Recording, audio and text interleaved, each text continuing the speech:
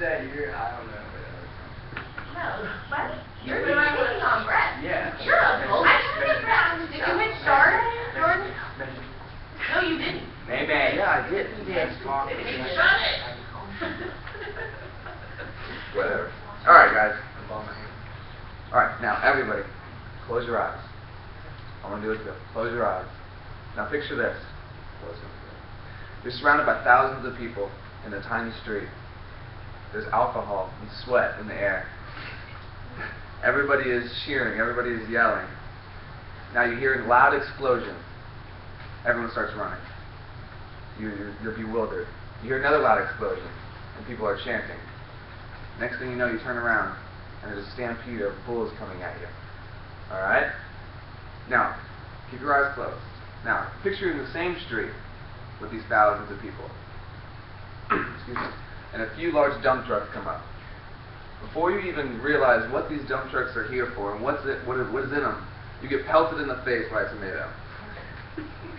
Today I'm going to talk about a couple of traditions that take place in Spain every year, and how hundreds of thousands of people from around the globe come and join.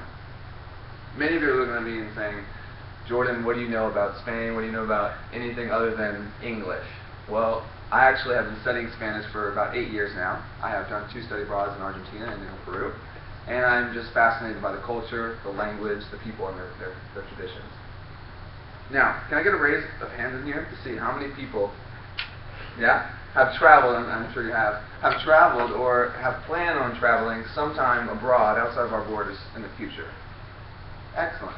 Well, I hope after my presentation that you look into Spain and you take it into consideration next time you're on Priceline or whatever it may be.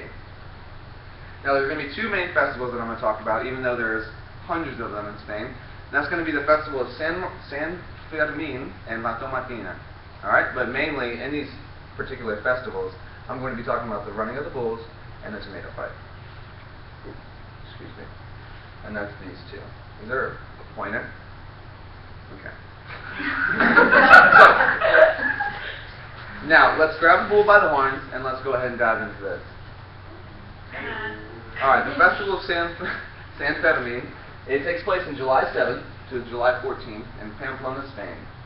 This tradition has been taking place for about hundreds of years, since the beginning of the 15th century. It's going to be in honor of their hometown bishop, San Fermin, and he was kind of a hero to them. However, this place is much less of a religious holiday. It doesn't paint the right scene. Due to all the alcoholic drinking, the late night partying, and just everybody going really wild. Now, according to Travel Tips USA Today, I apologize. The running of the bull is also known as El Encierro. It means confinement. Okay, and so according to Travel Tips USA Today, El Encierro wasn't known really much around the world until about 1926. And this is due to Ernest Hemingway's novel, The Sun Also Rises. It allowed people around the world outside of Spain to really see what was going on in Spain and during these times and these traditions. That really spiked the attendance from maybe a couple thousands to just exponentially growing.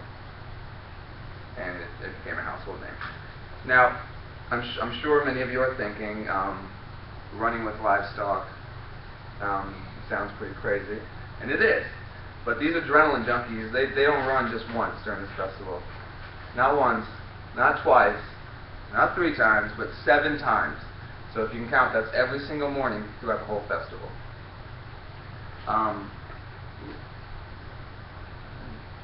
Nope.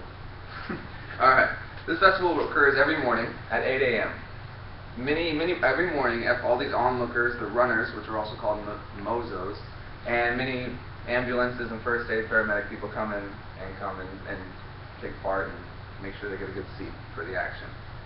According to SanFermin.com, in 2011, there are approximately 21,000 runners throughout the course of the 7 days.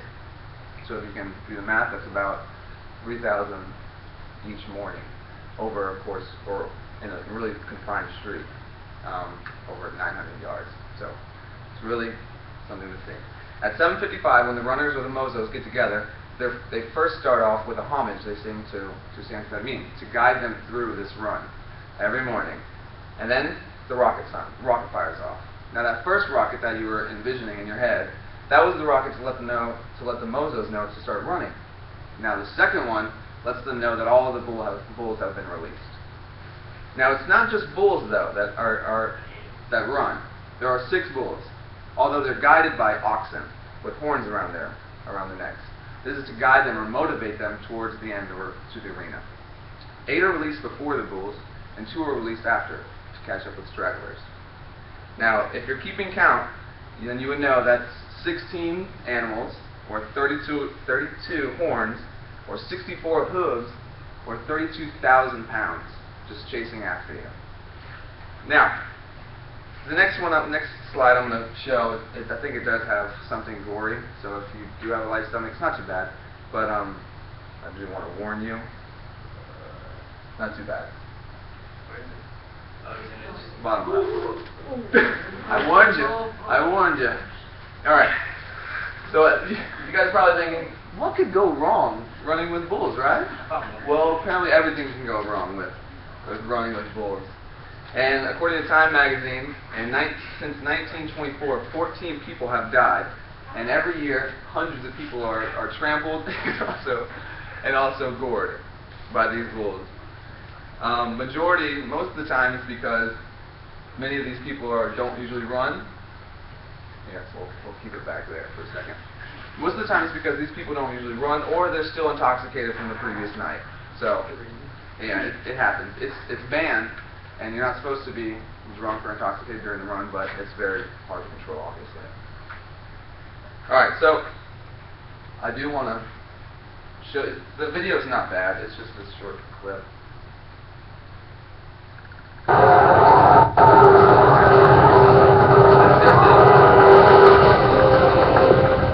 little video, I guess. Short, 45 seconds.